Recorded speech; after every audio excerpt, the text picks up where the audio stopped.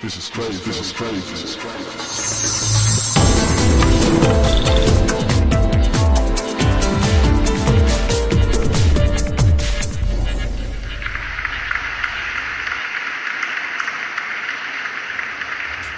Welcome to the Pep Talk UK Sports Podcast, the show that brings you the mostly unbiased opinion on the current sports news and media talk.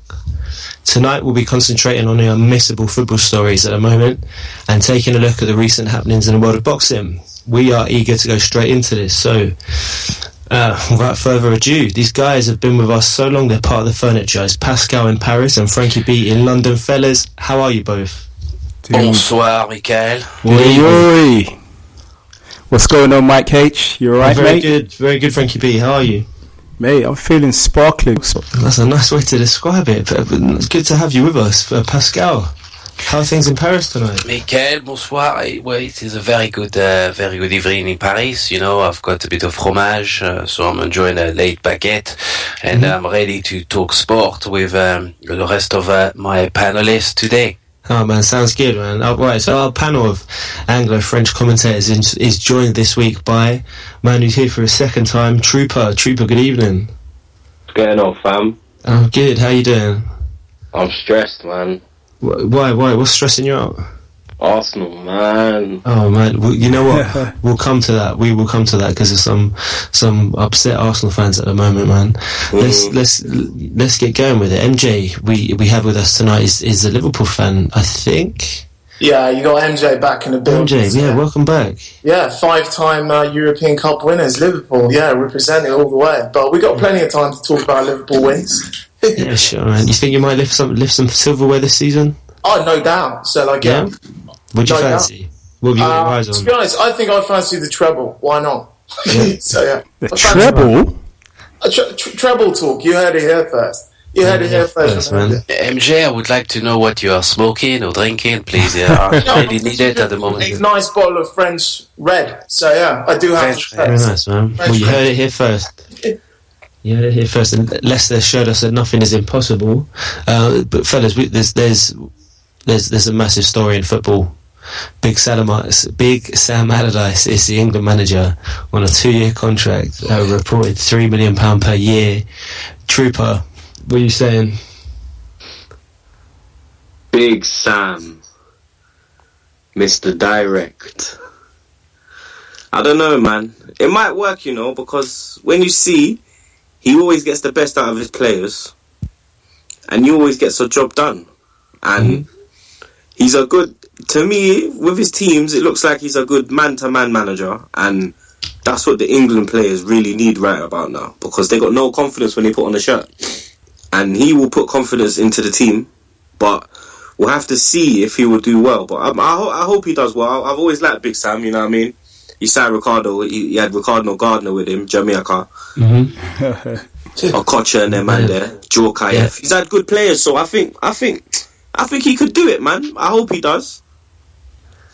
Yeah, I hope he does too. I don't see why he can't. Let's see what he can do. MJ, how are you feeling about the appointment? To be honest, the only thing I've got to say was more sad than having Big Sam actually being appointed as England manager was the fact he appointed Little Sam to his administration. What the hell's going on here? It's just like Bolton in reverse. I know England playing white, Bolton playing white, but come on, boys, you know, so like, yeah. If anything, as far as I'm concerned, anyone is better than Roy Hodgson. So this is an okay appointment. It doesn't wow, because really, Alan Pardew could have done the job. I wouldn't have minded if you actually gave it to the chap at Bournemouth as well, you know, so like, yeah, he could have done the job. But I suppose Sam is kind of your underwhelming appointment. So like, yeah, he'll do an okay job as per normal. We're going to qualify for the tournament and probably fail when we actually face some tacticians. So it's an okay appointment, but it doesn't really wow me, I do have to say. I hear that. Frankie B, what's your take on it all? Well, Big Sam as England manager, I'm not extremely ecstatic, I must say. Just because I like managers that win things, to go in and help an unachieving nation do something. In terms of Sam actually taking England that step further, I don't know if he can do it, if I'm going to be honest. I mean, what's he going to do? What's he going to do when we're in a tight game The long ball ain't working. What's he going to do at half time? He's going to bring on Andy Carroll. That's what he's going to do. And lump the ball up front. So, Exactly. Who would you have gone for? I think Harry's quite tactical. And the thing with Harry Redknapp's got a buzz about him. I have to interject with Harry Redknapp. The only person who you wouldn't want to sell your wife double glazing windows whilst you're away from home more than Big Sam is Harry Redknapp.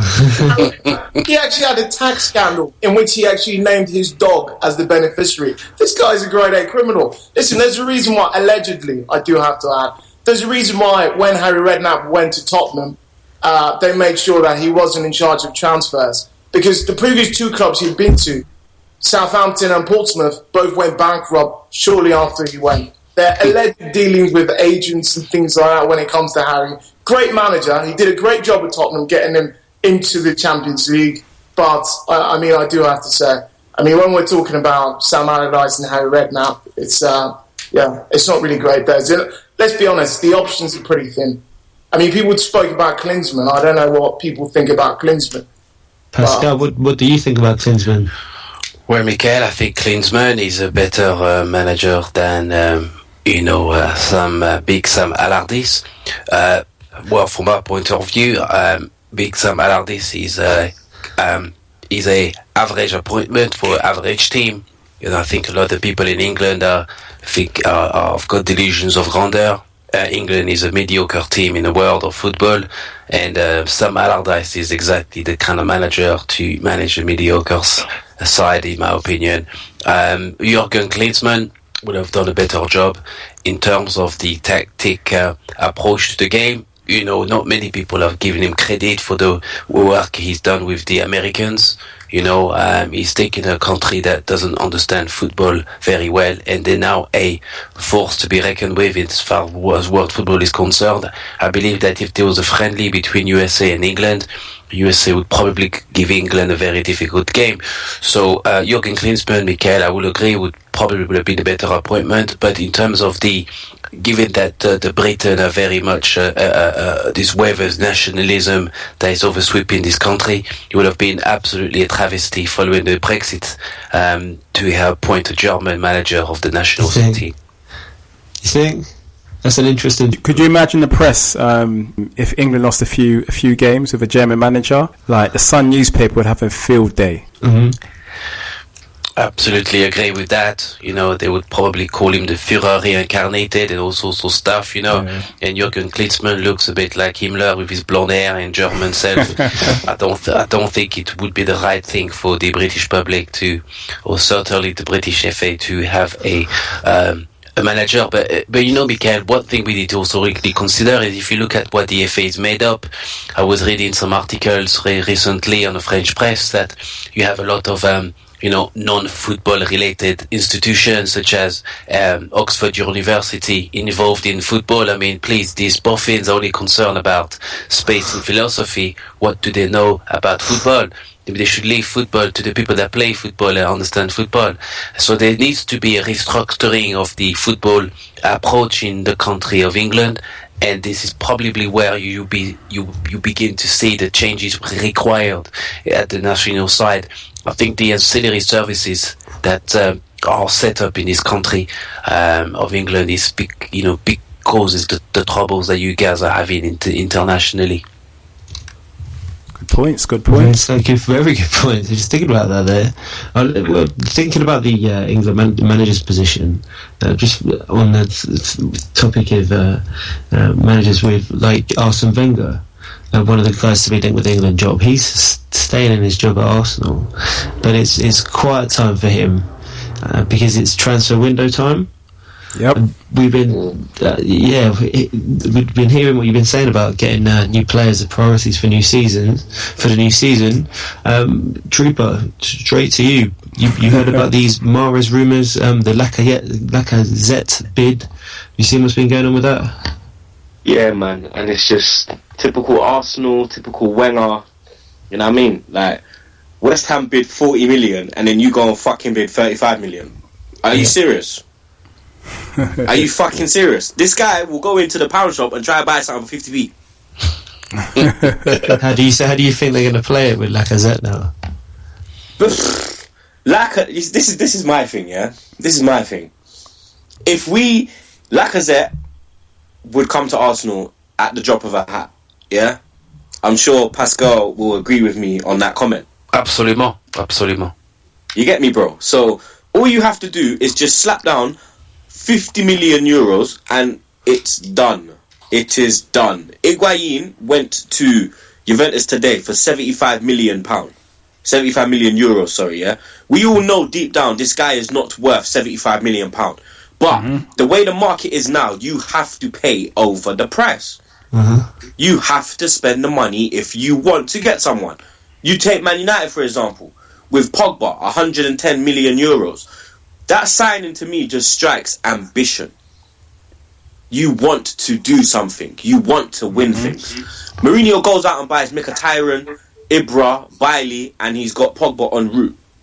That shows you that he's not playing. He wants to win. He's not settling for top 4. But then Wenger goes out and buys Takuna Asano, who scored 8 goals in 72 Japanese games. Yeah? Have you seen This is the Japanese league. Fairly prolific.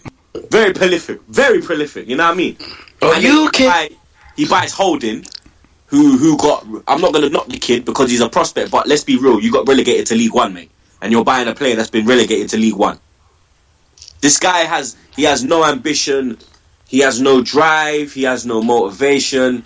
He's just a beaten old man who can't even do up his own fucking jacket. So how do you play? How do Arsenal play it now with Lacazette? What do they do? Boy, I think they just need to show some intent. I mean, if you want to buy someone, show them the money. If you want the player, you got to go and get them because people are making signings fast. And Lacazette, from what I've looked into, he's been the leading scorer behind Zlatan for the past 3 seasons. In a row. So the man knows how to score goals. Scorer last season, actually, Lacazette, in the French league. I think I think he scored 20 league goals the last 2 seasons running. Yeah, and Giroud hasn't scored 20 league goals in 3 fucking years. Yeah. Would the Arsenal fans be upset if Tottenham wanted him bad and Tottenham went in with 50 mil, 60 mil and got him? But that would just be disgusting if they got him. Because it will show you the level that we've dropped to, that Tottenham are getting players before us. To be honest, you know what actually really shocked me about the whole Arsenal thing? I'm going to tell you exactly what Arsenal should do with Wenger in a minute. So, but what shocked me was the fact that apparently Arsenal put in a bid to sign Clinton Ng from Tottenham, who Tottenham are actually letting go. So, So basically, Wenger wanted to go out and loan a reject from Spurs to actually bring him over to Arsenal to actually compete with Giroud. So I think this just says it all. As far as I'm concerned, what Arsenal need to do, exactly what Arsenal need to do with Wenger, they need to back Thierry Henry, have a coup, get rid of Arsene Wenger, get rid of Gazidis, because I don't think he helps as well, so get rid of a few people on the board. Amen. Install a new manager. So Amen. They need a coup, a hostile takeover, something. That's the Usmanov needs to. Who's leading it, Trooper? I'll fucking lead it. I will lead it.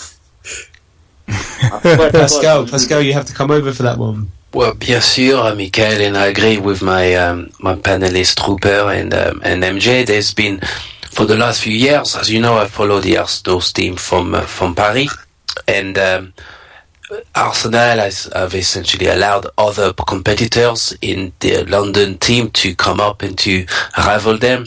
It's unheard of now to have West Ham in the same conversation of players that Arsenal are targeting. Spurs are also going to be providing a new stadium in 2 years, and it's going to be even more difficult to attract the level of players that Arsenal are seeking, because there is now another address or postcode in North London that the player can go to. And this is all because of the lack of ambition of the Arsenal board. I think that the appointment of Kroenke has been terrible for the club. Gazidis, I've read some article in L'Equipe in Paris that is claiming that Arsenal don't have the right level of funding to rival the Manchester club, but I don't quite understand. Arsenal have been finishing top 4 for the last number of years. The British Football League is the most expensive in terms of earnings from the TV. So there must definitely be some income that Wenger can reinvest into his team. So are they really telling us the truth, or are they simply making sure that they come out with a very good pension at the end of their appointment? I mean, it's very concerning because Arsenal has always been a very good, entertaining club, and the fact that the board are not really showing ambition is killing the club, and I think that Arsenal are also losing fans as a result of that. Would Arsenal have a better chance of keeping their fans if these Mahrez rumours came to something and you signed Riyad Mahrez from Leicester? Well, Michael, I think that Arsenal should show mega ambition. Mahrez is a good player. Wenger claimed that to have seen him before he joined Leicester. We all know what these stories he comes out with every now and again. He said the same thing about Ronaldo and Ibrahimovic and Yaya Toure and everybody else that plays football. But I think for Arsenal to really get the support of the club and of the fans behind them, they should really go out and spend big money, something they've never done before, to install some faith, particularly in my friend Trooper Radre, who is about to have a nervous breakdown because of the situation. Are you not worried, Trooper, that you might get on the verge of a nervous breakdown at some point this season? I'm worried, man. I can see myself losing it, man. Seriously. My missus tells me I'm going to have a heart attack because of Wenger. Yeah. And I am. This might be the season. To be honest, I actually feel bad for all Arsenal supporters because Arsenal have got the highest ticket prices in the world, not just in the Premier League, more expensive than Real Madrid, more expensive than Barcelona, more expensive than Bayern Munich or anywhere else in the world. However, they don't produce a team that is on par to actually match the commitment of the fans, which is disgusting. So, not good enough. So, MJ, are you suggesting that Liverpool are a better club? I mean, your recent form has also been very bad. but you know what I can assure you about Liverpool? In our time, we won leagues and Champions Leagues. But you know what? Let's not turn this into a fight. Which time are you referring to, MJ? 2010, 2016, or 1900, where we weren't even born? No, I think if you check, you find out we actually won Istanbul in 2006. But that's just a bit of education for you. But the point I was actually coming to is the fact that Liverpool don't actually have the highest season tickets in the world. Gazidis can't turn around and tell the fans we can't compete with all these other clubs when the season tickets are so high. The fans shouldn't spend so much money to go watch Arsenal every week and for Wenger to only sign one goalkeeper last season and then sign a player for 5 million, El Nini, in January, he needs to spend big. The money's been accruing there. They've been taking, apart from the season ticket, I've been to Arsenal. The price of a pint at the Emirates is more expensive than Wembley, which is one of the highest. Yeah. And a slice of pizza is £3 as well. Have you tried the pizza? And it tastes like shit. Is it? But MJ... Sure. Bruv, got a burger, yeah? The burger's £10 fucking 50, mate. £10 for a burger? No, it's fucking not. Burger, mate. And the burger tastes like fucking cardboard. No, it's not. But What's in the burger? What's in the burger? £10.50. Is Arsene Wenger making it? But the difficulty, that bastard. But Michael, let me just respond to MJ because as an Arsenal fan, I need to back my team. Listen, the club is located in one of the most prestigious cities around the world, which is London. Liverpool, I remember going there in the late 1990s, and I got lost. And I will never go back there again. It was what you guys call in England a shithole place. So you'll find that you'll find that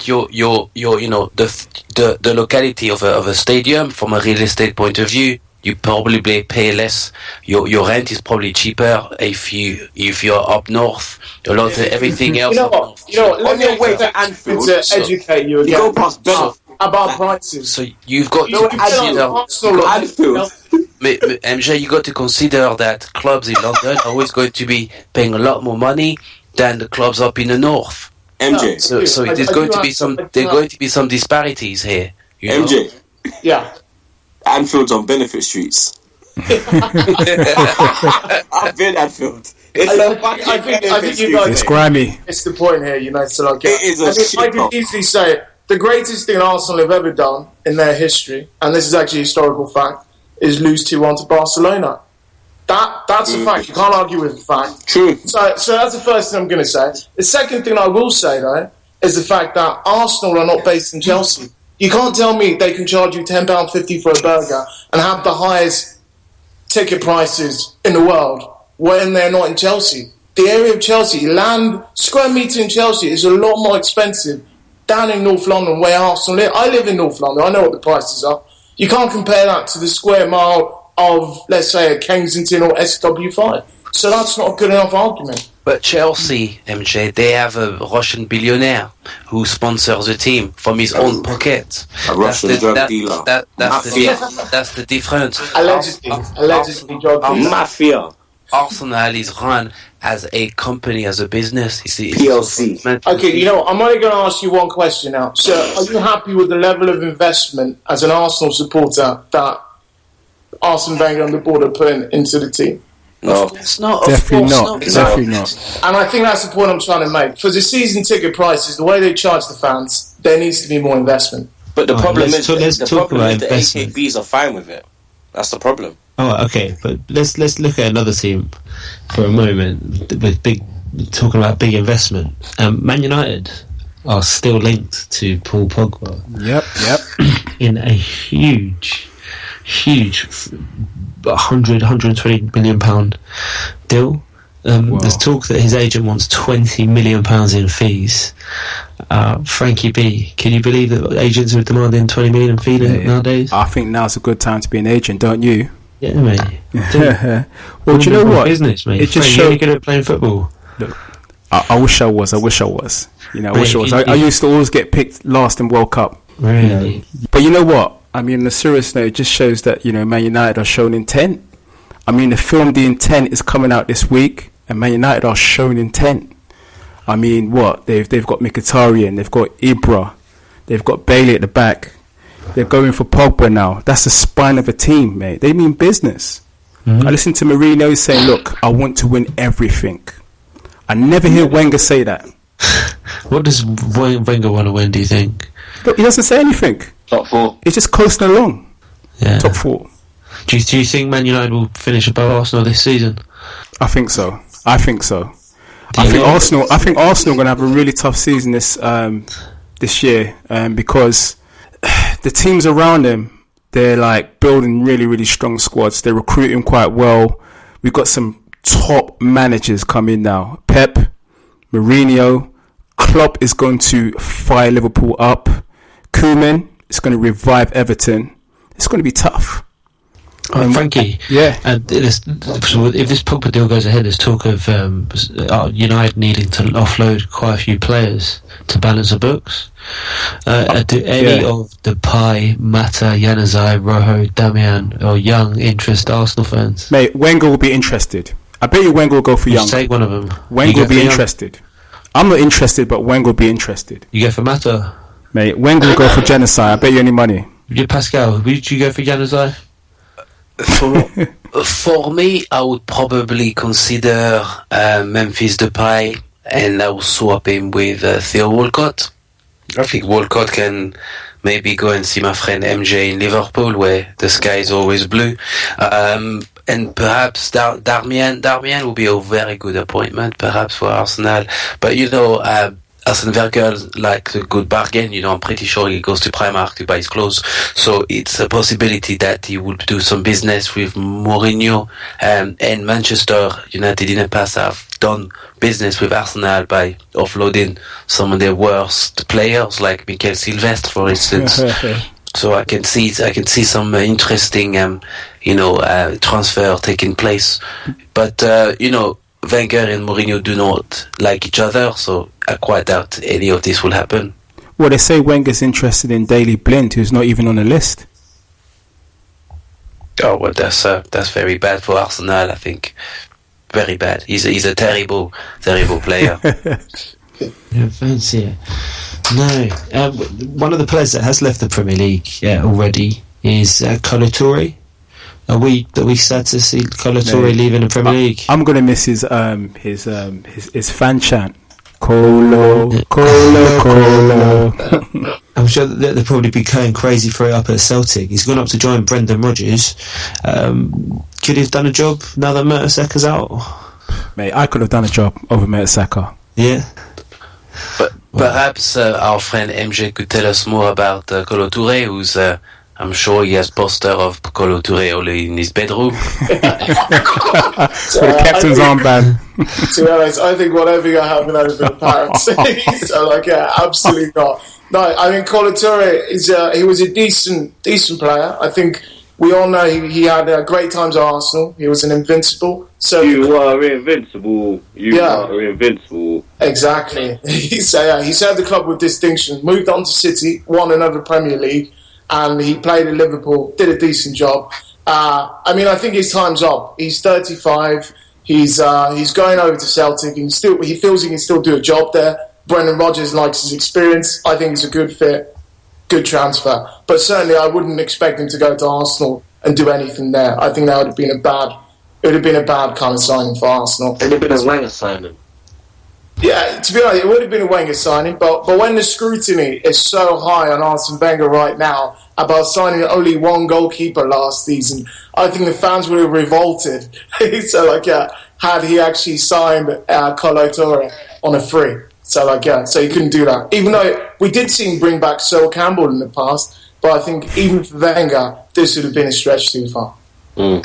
I think that Wenger knows the true date of birth of Kolo Touré, and Kolo Touré is probably 45 rather than 35. Yeah. African players have got very good, interesting ways of making themselves younger.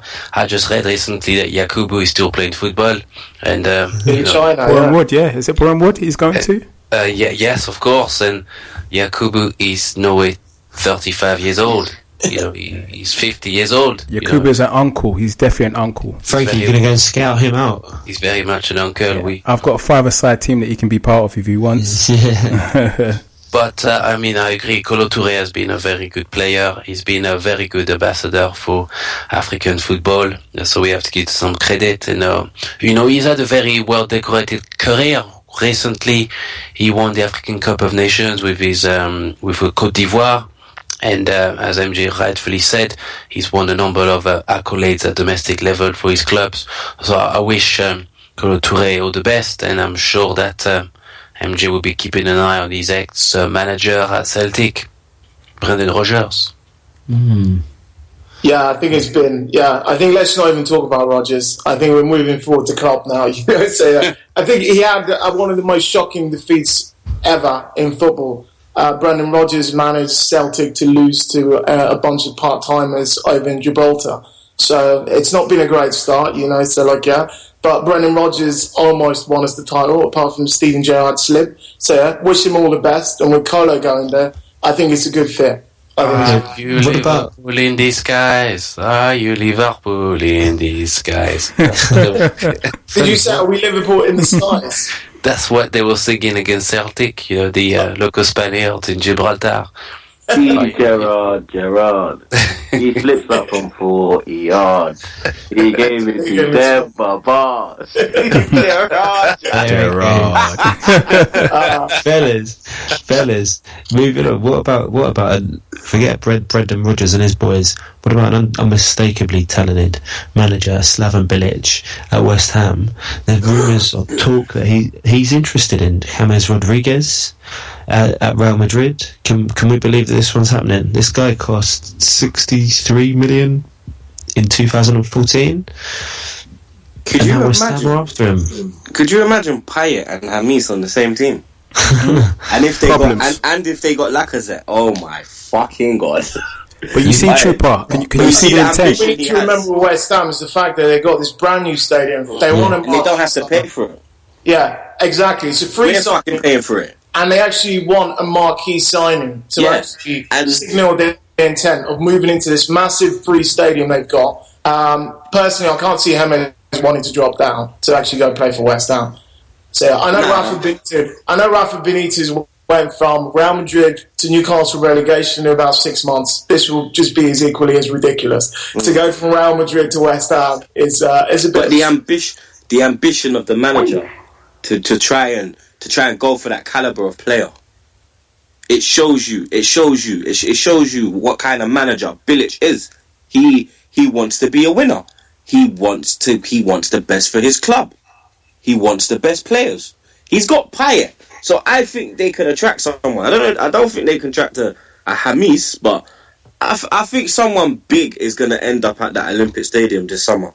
And apart from that, let's I'm a trooper. I agree with that. A free signing as well from Valencia as well. Yeah. Great. You know what I mean? Yeah. I really think that someone big is going to pop up, like, because man have to remember when they got, and this is Pardew, but they paid the money for it when they got Mash and Tevez. Yeah.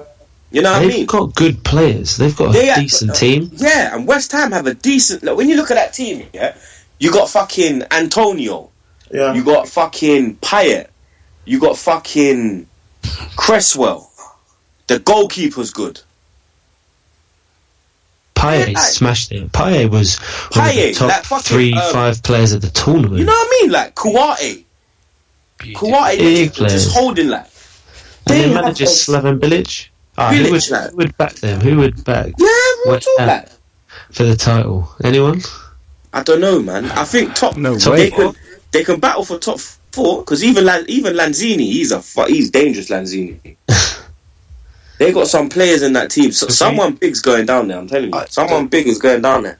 The concern I have for being an Arsenal fan is that West Ham are a team that are ripe for an investor to invest in that club. Mm-hmm. You know, they have a very good Olympic Stadium. They have a very good fan base, very loyal fan base in London. And they could take a couple of Chinese or Arabs to come together and to decide to buy West Ham. And we now have another team in London that will be competing against Arsenal. And Arsenal could end up becoming below the pecking order of choices for players to go to, you know, and this is because of the lack of ambition from the Arsenal club. I know we talk about Arsenal, but you know, it's a shame to see this club, you know, this great club of English football, you know, being relegated almost to other mediocre clubs who are coming up because they are showing the ambition that Trooper is talking about. It's a matter of time where the balance of power in London will start to change, where, you know, children and up-and-coming football fans will be talking about West Ham instead of Arsenal, and this is it's shocking, really. It's changed already, Pascal. I'm telling you. Who's the best team in London? Honestly, who's the best team in London?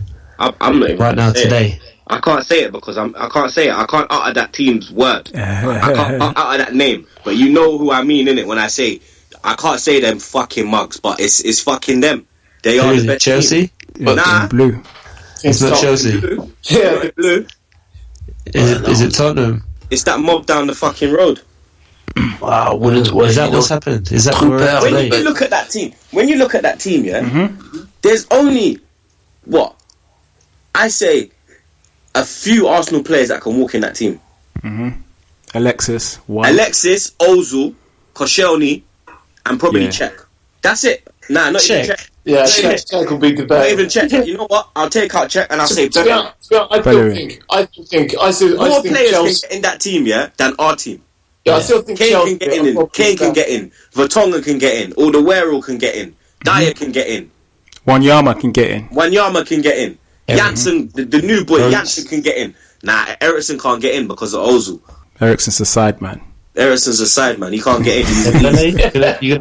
Dembele could get in. You know what I mean? Like, who, like, oh, for fuck. You know, I think you figure that oh my god. Aaron Ramsey would still be in that central midfield. Ramsey's as good as anything that Tottenham actually bring up. So, like, Do you know what, Ramsey, man? For me, Ramsey is a myth, you know.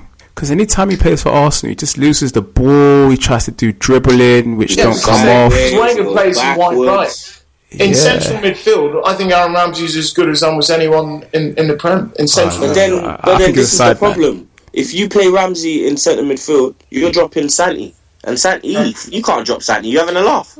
Yeah. Baller, Santi. This is the problem. So you know what I mean? Who's going to finish higher this season? Spurs or Arsenal? Tottenham. Wow. They'll do it this year. MJ?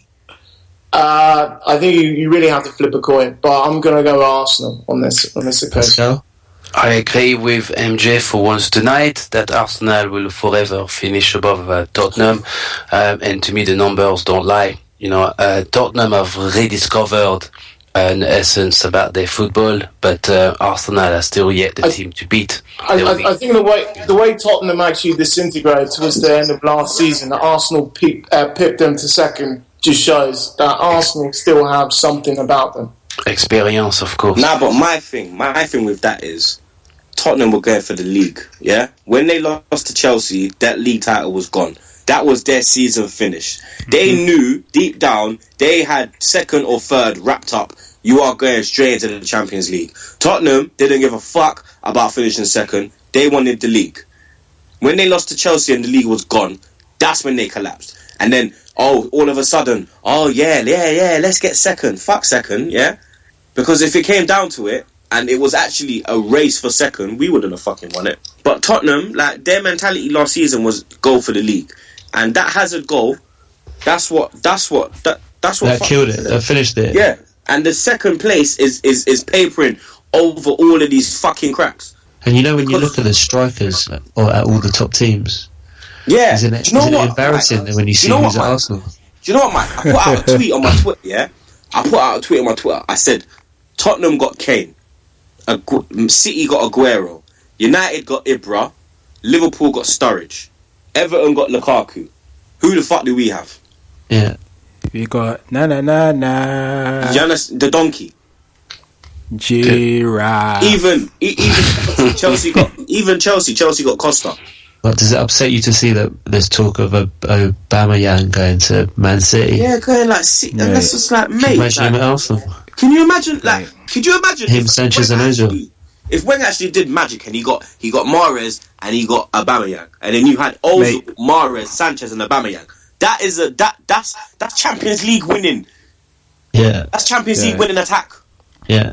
It just takes two players, Wenger. Can't you fucking see it? That's like LeBron James and Michael Jordan in the same team. In the same team, blood. Too much you've got offense. The best assist maker, and you've got the closest thing to all three. That would be scary seeing that. It would be that. That's the thing. You want a striker that will scare you. Like when the defenders will sit there and think, we got Costa today. Fucking hell, his cheeky elbow, try to grab my balls. We're playing Sturridge. You know what I mean? Like, we're playing Sturridge today. He can spin off, man. He can run. You can't give him too much space. We're playing Kane. He's an all-rounder. We're playing Giroud. Let's just fucking have a rest today. So with Aubameyang, don't you think? I think they might, if Arsenal could pull that off and get him ahead of City, that would be like an ulterior moment. Oh my one God. of them signings. If Wenger did that, I swear to God, I'll actually go Emirates and sing One Arsene Wenger for an hour. To be honest, I swear to God. Take Frankie with you. I actually hate I swear to God, Frankie, we're going there, blood. One Arsene Wenger. I will find it hard to do. I won't lie, but I we all know it's not going to happen. That's the hard. Yeah, Aubameyang will be going nowhere this summer. So that's almost a certain guarantee. But Dortmund have sold a few players this summer. They've made money and they've already replaced players.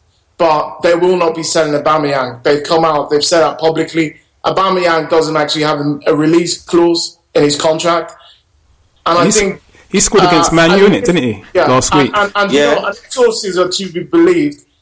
City had an opportunity to do the deal early on in the summer, but the fact that didn't happen is too late for Dortmund to actually find a replacement. And Dortmund have a really good side. They're looking to move back. Their front four is looking like fucking hell. It's orgasmic. Yeah, and Aubameyang is irreplaceable. So everything points in the direction of the fact that they're not going to sell their captain Matt Hummels and sell to Manchester United and sell Gundogan to Man City and then sell their crown jewel Aubameyang. It's not going to happen this summer. So But you see how they do their business. They sell players, but then they buy players on the same level of the player. Have you seen that Osman Dembele play? Have you seen it? Yeah, the goal, that Dembele, bruv, at Dortmund, the young kid. Fam, he's bad. Yeah, everyone chased him. Everyone's chasing him, and now you see why they were chasing him. He's fucking... And now he's signed for Dortmund, so... Yeah. Aubameyang will be going nowhere. He'll be playing with Dembele and all these quality players. And Marco Reus as well. Who's going Top player. Top player. It's so sad to see it every season, and you're so close to signing that big boy striker, but you never do it enough. I worry for Arsenal. No, if I worried for Arsenal, it would be that. But aren't we getting Ben Yedder? Yeah, this kid Ben Yedder. 8 million. Cheap option. He looks alright. I'll give him his dues. He looks alright. But for me, it's just like when we could have got Hazard and we got Jorginho. Yeah. You're going for the cheaper option. Spend the fucking money, you bastard. Yeah? You know what? That is, let's leave the football on that.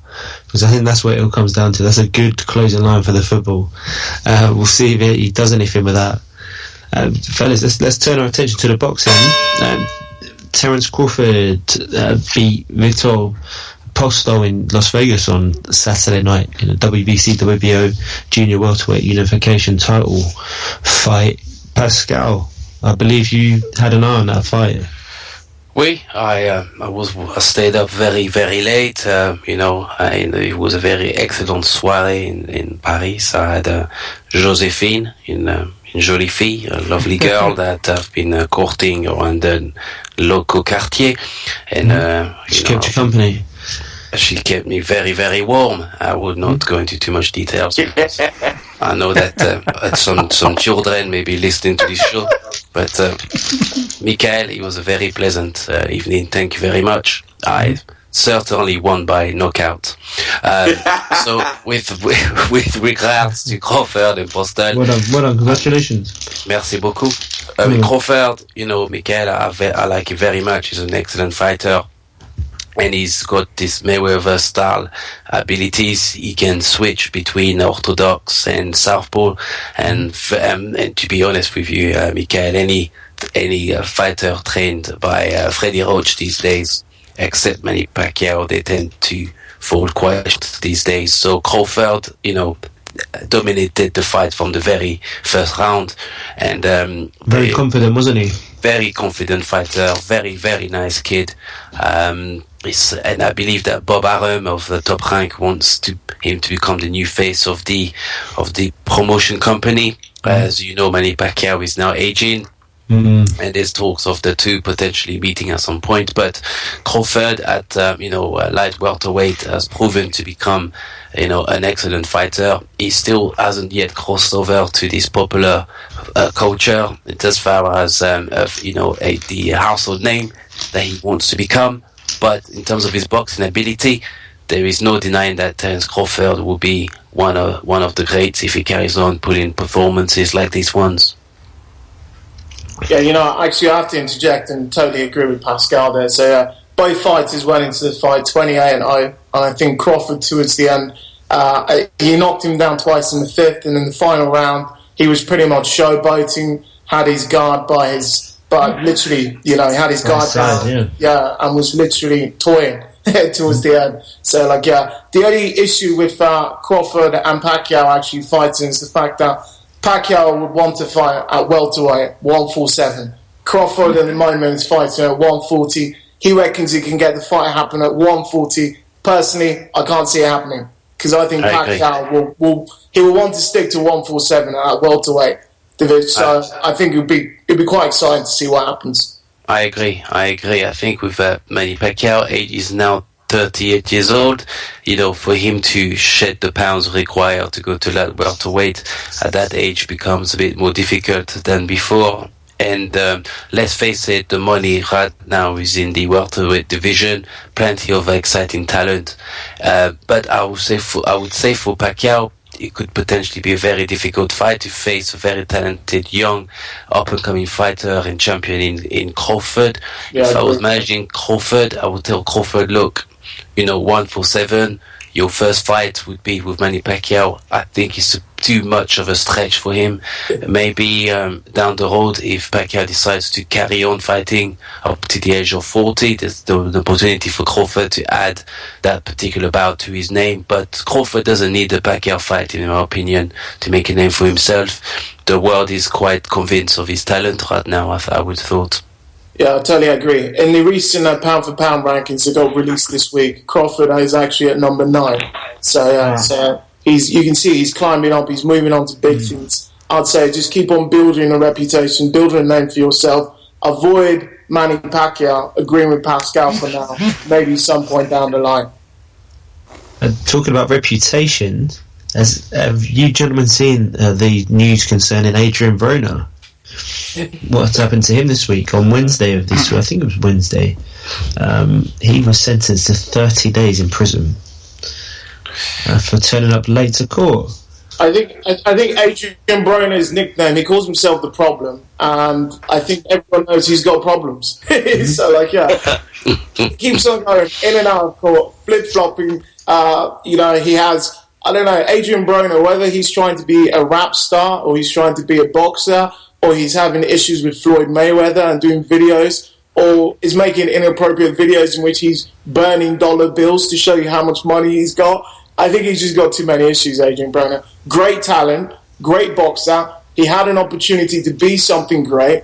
I think my favourite Adrian Broner quote was when he said, people think that he's not as professional as Floyd Mayweather because Mayweather doesn't drink, even though Mayweather goes to clubs. He says what people don't see is after he goes to clubs, he runs back home. So he actually does exercise on the way. He doesn't get back in the car to go home. He jogs back home after his nightclub, and he lost shortly after that. So I think Adrian Broner, a lot of talent, but it's a sad situation. Very, very sad indeed. I like Adrian Broner. I think he's a very entertaining character in the world of boxing. And boxing needs a bit of characters. It's always been a bit of a pantomime sport. The problem with Adrian Broner, and particularly, in this current climate in America where, a lot of young black men are being killed by the police, it's important for people like Adrian Broner to promote good self-discipline and good role models. I know some artists, some rappers, and some sports people might find it a bit too much of a responsibility to bear, but there's a very deep problem in America concerning the law enforcement and young black men in the United States. And I'm very concerned that Adrian Broner, did not essentially use his position to promote, self-discipline, particularly as a boxer, and to promote that, young black men in America can be successful and disciplined and earn millions of dollars. So I feel very sorry for Adrian Broner because essentially he's giving into the system and not really standing up for the true talent that he is. I hope that he can serve his time and come back to the sport. What would you want to see from him after 30 days? After 30 days, I would like Broner to start to take his career more seriously. I understand that there was some negotiation with Manny Pacquiao, and he decided to not to enter into a potential fight, which is a shame for him because he was going to be guaranteed $4 million. He wanted $10 million, but the problem is he's not quite a champion yet. And any fight with any of the better fighters could propel him to the household name that he wants to become. But it's important for Broner to decide what he wants to do with his career because you have very good fighters coming behind him. Errol Spence, who is going to become a very good champion at some point. And Errol Spence, in my opinion, is a better fighter than Broner. You still have a lot of other welterweights coming through. And even potentially Amir Khan and Adrian Broner could also be a very interesting fight. And Amir Khan could potentially have the physicality and the speed and the boxing acumen to beat Adrian. So he needs to get his act in order and get as many titles as he can quickly. Yeah, very interesting. Pascal, I'd like to ask you, please, what you're thinking or what your thoughts are about the upcoming fight on the 6th of August, Andre Ward against Colombian Alexandra Brand. What are your thoughts? Well, Mikael, this fight is, is not particularly exciting for me. I'm a very big fan of SOG and Andre Ward. I think he's a fantastic fighter. In my opinion, he's a pound-for-pound best fighter that there is at the moment. Unfortunately, he's not very well marketed. but he's a very, very good technical fighter. And this is a tune-up fight to the up-and-coming fight with Kovalev. As we know, if he gets past Bryant. If he gets past Bryant, but I've got no. I believe that Andre Ward will put on a very good performance. But the interesting development from the Kovalev fight is that Chilemba gave Kovalev a very interesting fight, as we covered it last week. And I'm concerned now that the training that Kovalev will undertake would be to neutralize Andre Ward. So it's going to be even better fight when the two meet in November. But, Andre Ward needs to concentrate on his most recent opponent. In Brian is, is a decent fighter of South American descent. They're very strong, very durable individuals. But I do not believe that Brian has enough in his locker to destabilize Andre Ward. So I expect Andre Ward to remain undefeated and on his crash course collision with Kovalev crusher. Yeah, MJ. Yeah, I would totally agree with that. So Andre Ward this week has actually been ranked number 2 on the pound for pound list. So yeah, that's someone who, as far as I'm concerned, when it comes to boxing ability, we keep on forgetting. The art of boxing is actually to hit people and not get hit. And we saw Floyd Mayweather be an expert in this. Andre Ward, as a light heavyweight, he does it so well, better than most, So, I expect him. It's a very, very difficult fight he's got going on. The Colombian is also another powerful knocker. He's another power puncher. So it'll be a great opportunity for him to actually be there in the lion's den with someone who, if he does catch him clean, which is very highly unlikely, could knock him out. It'll be good. It'll be good practice for the Kovalev fight. But I expect Andre Ward to come out on top at the end. I think I'd go along with that. Anyway, fellas, that's our time, I'm afraid. It's been great, as always, discussing the sports news with these panelists. Gentlemen, thank you for joining us. Thank you to listeners for joining us. Thank you. Yeah, thank you. Fellas, thank you. Pep Talk UK Sports Podcast. This is crazy.